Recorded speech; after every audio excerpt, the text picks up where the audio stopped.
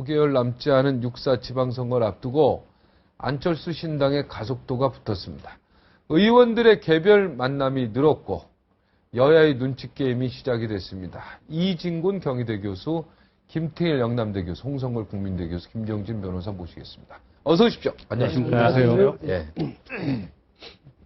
정미용 이제 서울시장 선거해 가지고 우리 이진기 교수가 오늘 그 역할을 잘해 주시기 바랍니다.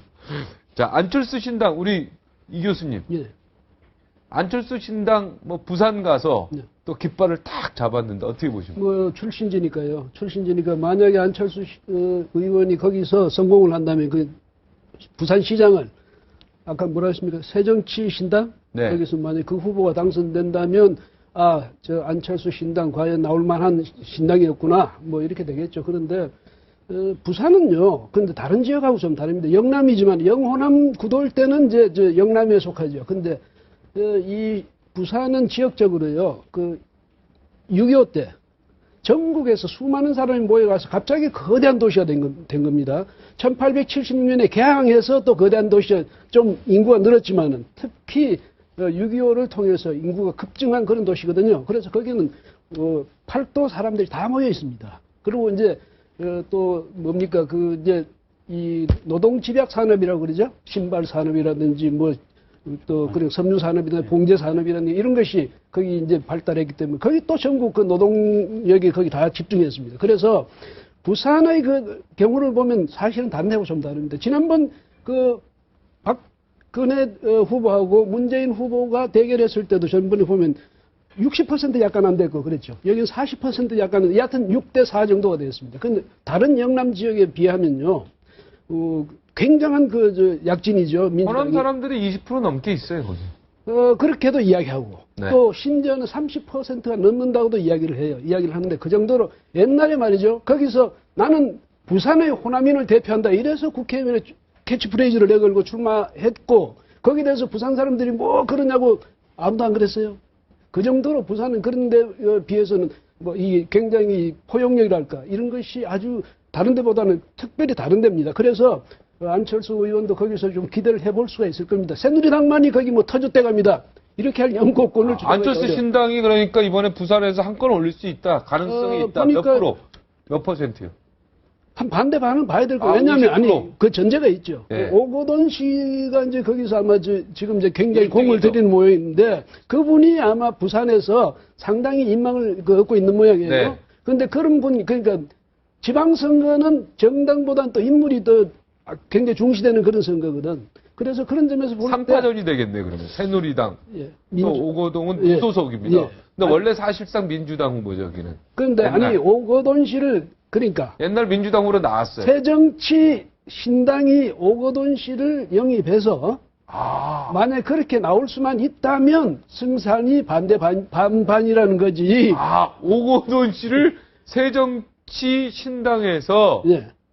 영입하면 예. 50% 확률이다. 그 5대5가 아니 새누리당과 양 대결을 이제 가상했을 때 반반이란 얘기고 물론 민주당을 우리가 무시해서 거기서 표를 못 얻을 것이다 이렇게 단정하면 안 되죠. 민주당도 일정 부분은 얻겠지만은 새누리당이 결코 안신당을 안신당 그러면 안 되죠. 새정치 신당이래요. 새정치 신당을 만만하게 볼 수는 절대 없는 아무리 영남 지역이지만 오거돈 의원이 옛날 열린우리당인가요? 거기서 부산 지역 부산시장에 나와서 떨어졌었죠 한번. 네.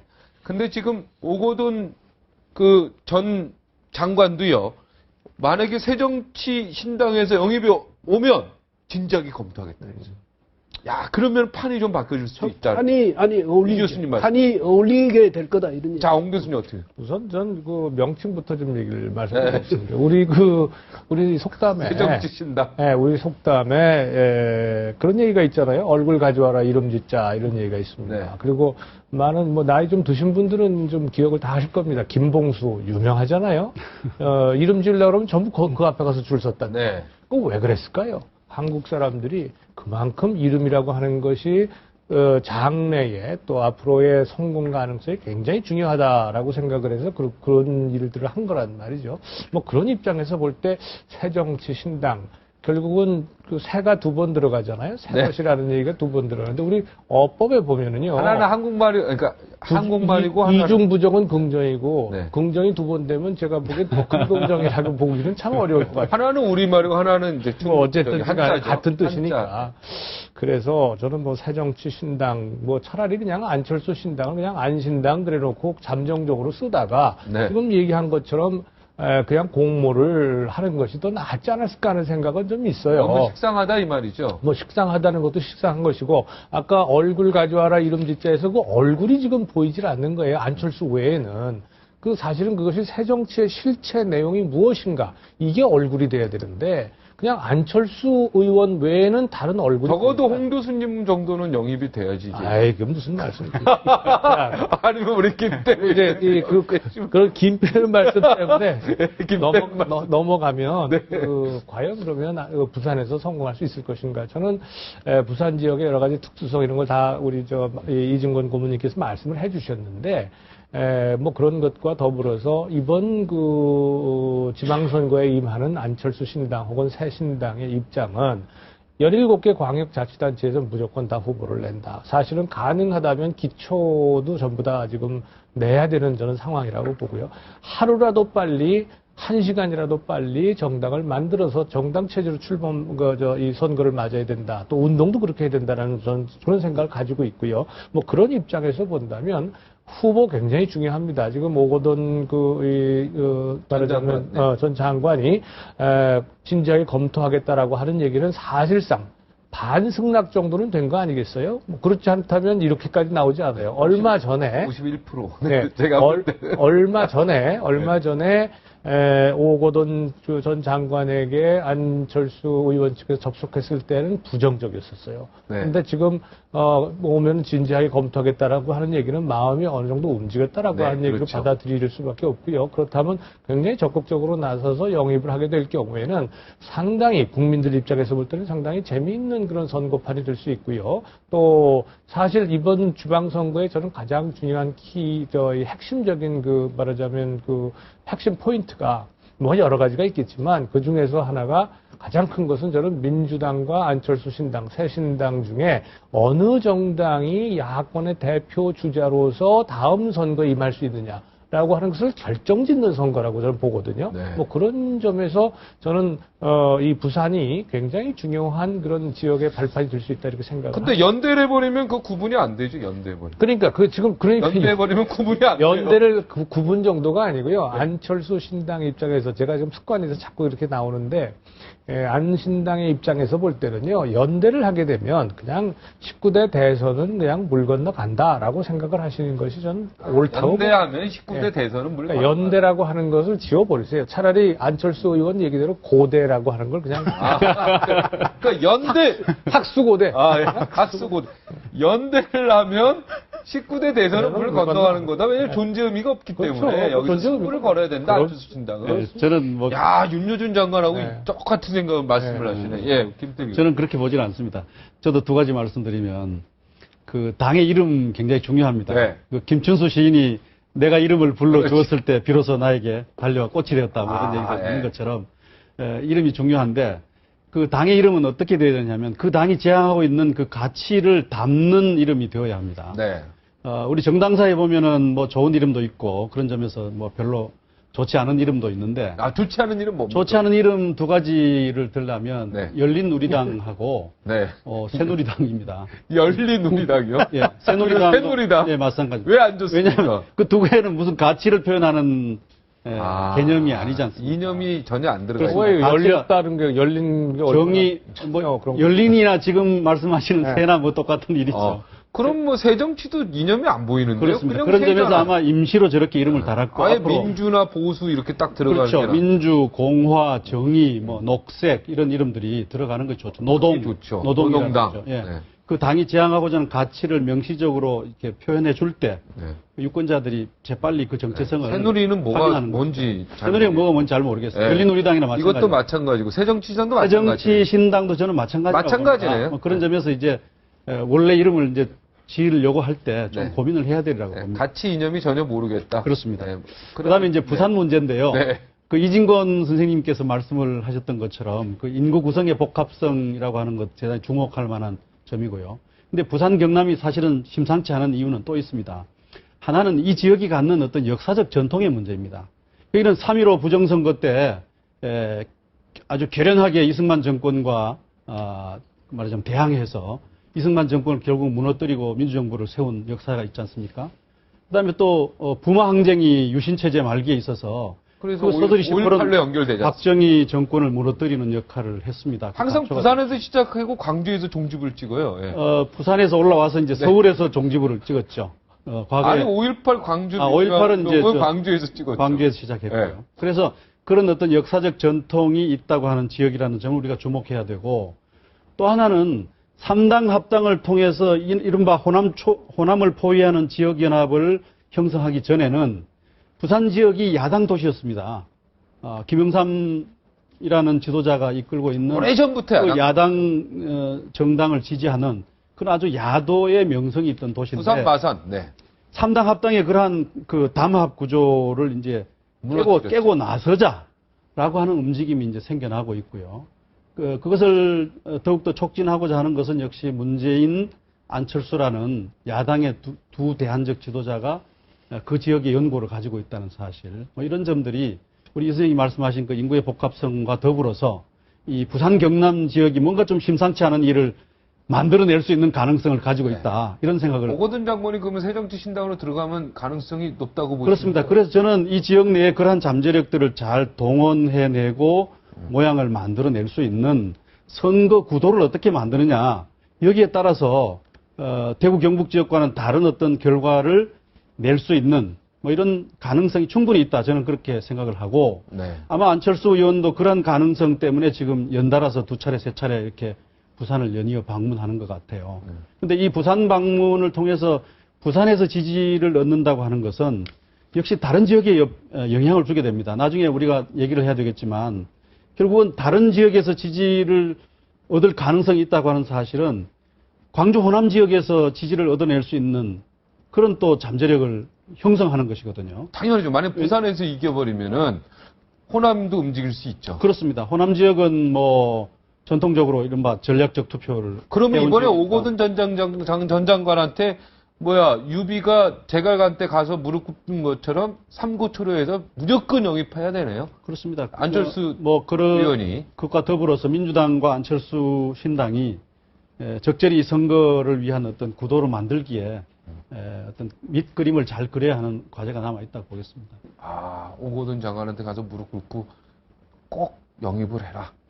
알겠습니다. 김병준 변호사.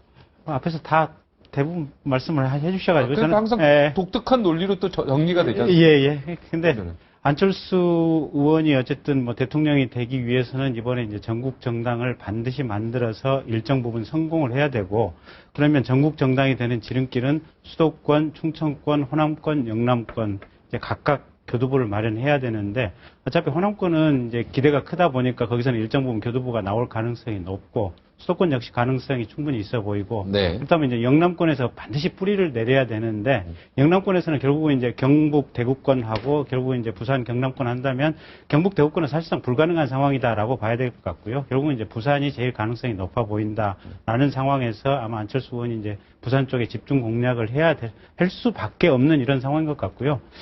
근데 이제 실제로 그럼 과연 안철수 의원이 이제 안철수 신당이 과연 부산에 착근을 할 수 있을 것인가? 저는 불가능하다고 봅니다.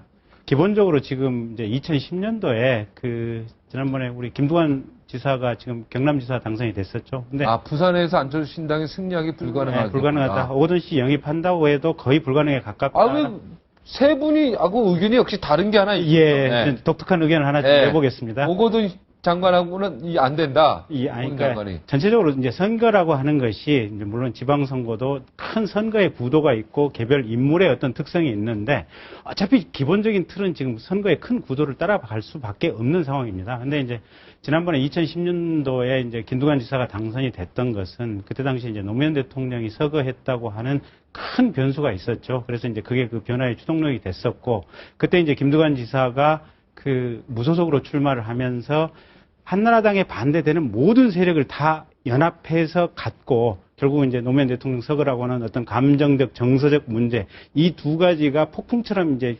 휘몰아 가면서 결국은 이제 간신히 당선이 되는 상황이었는데, 지금 과연 그러면 그런 어떤 구도가 과연 될 것인지, 그러니까 모르겠습니다. 6월 4일쯤 되면 가령 5월 한 25일쯤 돼서 어떠한 선거 변수가 생길지는 모르겠어요. 근데 지금 이 시점, 지금 이 1월 하순의 이 시점을 가지고 본다면 어차피 지방선거를 지금 그 민주진영도 그렇고 또 보수진영도 그렇고 각각 이제 대통령에 대한 중간평가 의미로 치르려고 지금 하고 있는 거거든요. 근데 여전히 지금 박근혜 대통령의 지지율은 지금 54% 정도, 50%를 넘는 상향수치고, 새누리당의 지지율이 대통령의 지지율보다 훨씬 조금 떨어진다고는 하지만 어쨌든 대통령 지지율이 굉장히 강고한. 그러니까 부산도 새누리당이 된다. 그렇습니다. 그리고 어차피 지금 이 정권의 핵심되는 인물들, 김기춘 비서실장도 그렇고 감사원장도 그렇고 또 국무총리도 그렇고 핵심되는 인물들이 다 부산 경남 지역에 지금 연고나 뿌리를 두고 있는 사람들입니다. 그렇다고 한다면 가령 민주당과 또 안철수 신당이 가령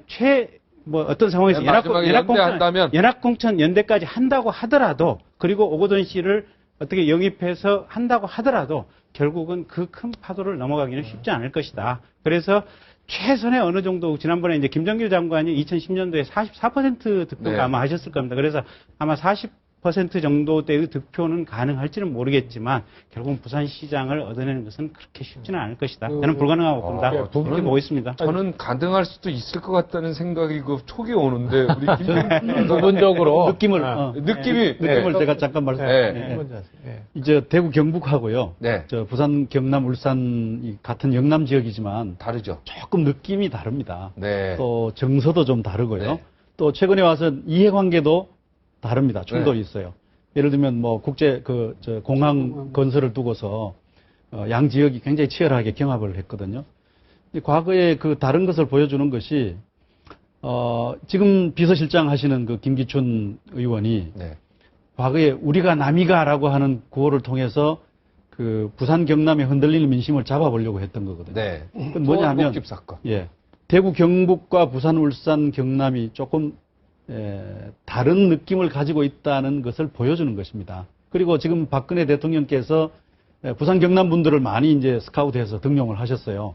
그것 때문에 대구 경북 사람들은 다소 섭섭해하고 있던 사실인데, 그 얘기는 뭐냐 하면 대구 경북 정서와 부산 울산 경남 정서가 조금 다르게 놓을 수 있다라는 사실을 반증해주는 증거입니다. 그래서 그분들 마음을 좀 풀어주기 그렇습니다. 위해서. 그 사실입니다. 그래서 그러니까 그런 가능성을 어떻게 잘 동원해내고 정서에 잘 부응하도록 선거운동을 이끌어가느냐. 네. 여기에 어떤 가능성도 있다고 그러니까 생각합니다. 톡이 바뀔 수 있다 이전 쪽 아닙니까? 우리 그렇습니다. 김 교수님. 예. 부산에서 안철수 신당이 쉽지 않을 거다. 당연히 쉽지 않죠. 이게 여태까지 사실상 철옹성 아닙니까? 그런데 이게 넘어갈 가능성이 그래도 조금은 보인다.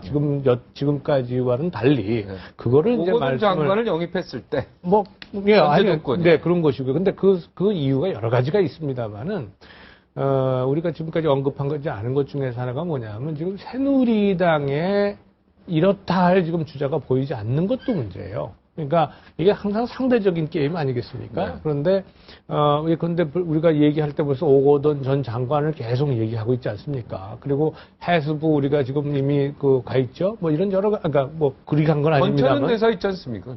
근데 물론 그러나 예컨대 거기가 새누리당에서는 권천은 대사가 네. 여론조사에서는 여론조사는 앞서는 앞서고 걸로 있습니다만은 어떻게 될지 모르는. 네, 거기도 어떻게 경선에서 서병수 의원이 또 친박 대통령 이름을 네. 딱 들고 대통령이 날 지지하고 있다 이렇게 딱 나왔으니까. 지금 나왔잖아요. 네. 그게 뭐다 이래가면서 조금 예컨대 예를 들어서 이전 투구 모습을 보인다거나 말이죠. 이렇게 되면 또 모른단 말이에요. 그래서 이런 상대적인 것도 있고요. 그 다음에 경남과 부산은 또 완전히 또 분위기가 다릅니다. 경남지사직하고 과거에 김두관 지사 얘기하고는 지금 상황이 전혀 다르고, 그 다음에 부산 지역에서 지난번에 우리가 문재인 후보가 패했지만 굉장히 높은 득표율을 가졌어요. 그러니까 노무현 대통령이 당선됐을 때보다 훨씬 높은 득표를 했습니다. 부산 지역에서.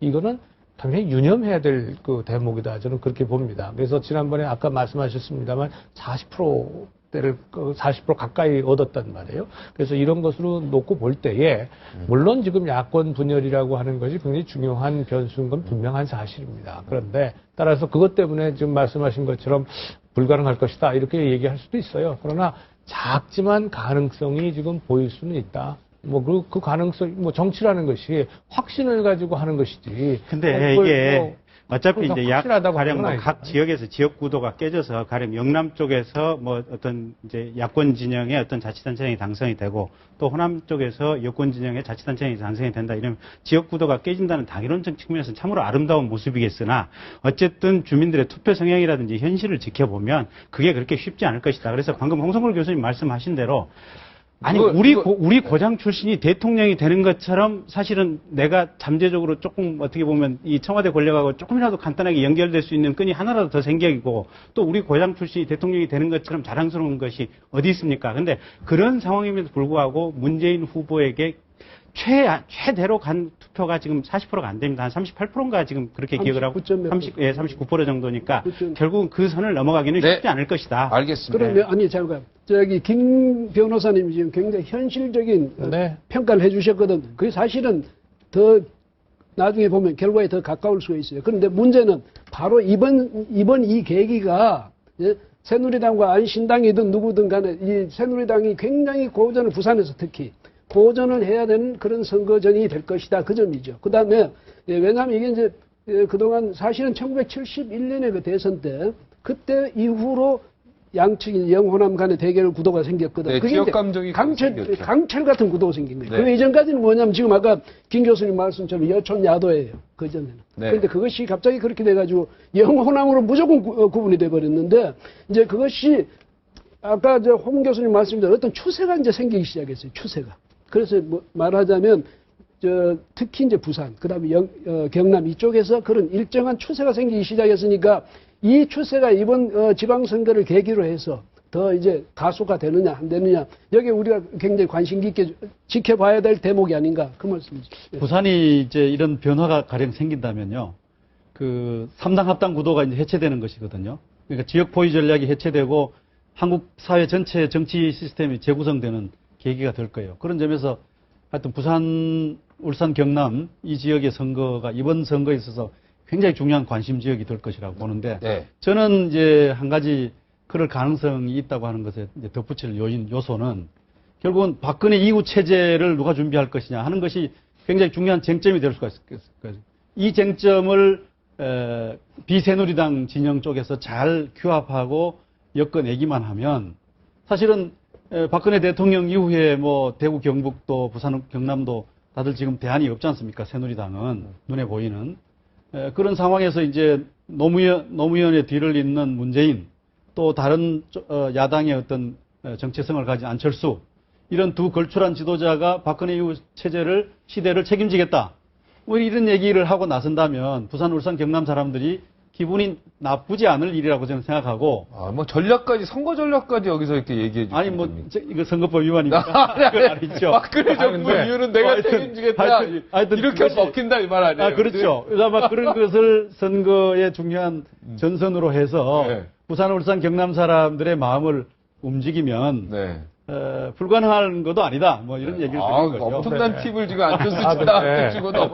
다른 건 잘 모르겠는데 한 두 개 얘기하고 싶어요. 우선 걸출한 지도자다. 이게 그렇게까지 좀 걸출하다고 보이질 않는데 하여간 뭐 두 분을 걸출한 지도자라고 생각하신다니까. 안철수 의원을요? 그러니까 아까 문재인, 안철수 두 왜냐면 분을 우리 안철수 의원도 걸출하게 보십니까? 국민들의 그 적지 않은 지지를 받고 있는 지도자니까요. 뭐 하여간 예. 김민기 변호사도 안철수 의원. 근데 안철수 의원은 조금 지켜봐야 되는 거지. 지켜봐야 돼. 아니, 그러니까. 걸출하다는 네, 이게 지금 문제가 뭐냐면, 네. 안철수 의원이 최근에 이제 각종 이슈에 대해서 이제 본인 주장을 좀 강하게 해대고 있지 않습니까? 네. 또 언론과 인터뷰도 이제 아주 적극적으로 해대고, 이런. 많이 변했어요. 네, 언론의 이제 중심에 나약한 이제. 모습이 아니에요. 네, 스스로 언론의 중심에 다가가는 방법을 슬슬 좀 익히고 있는 것 네. 같은데, 그럼에도 불구하고 이제 조금 정치에 관심 있는 식자층 입장에서 조금 부족해 보이는 게 뭐냐면, 결국 우리 사회가 가장 핵심되는 문제에 대한 얘기가 없어요. 결국은 걸출한 지도자가 되기 위해서는. 잡기다 얘기야. 예, 결국은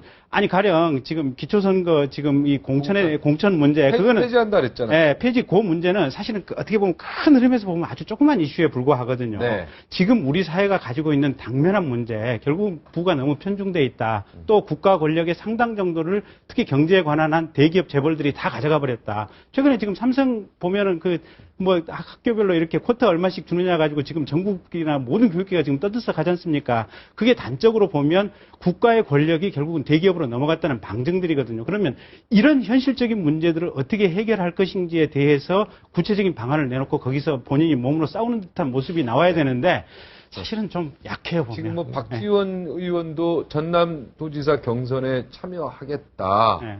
안철수 지지율이 높으면 이런 전제 조건이 있었는데 안철수 지지율이 높을 것 같으면 이 박지원 의원이 경선에 많이 참여하게 되면 야 이러면 또 재미있게 되네요. 여러 가지 판도 자체가. 그렇겠죠. 야 이번에 목숨 걸고 나오는 그런데 의원들 많네요. 그거는요, 네. 조금 민주당을 아끼는 사람의 입장에서 보면 안철수 의원과 경쟁하는 이제 전략의 문제인데요.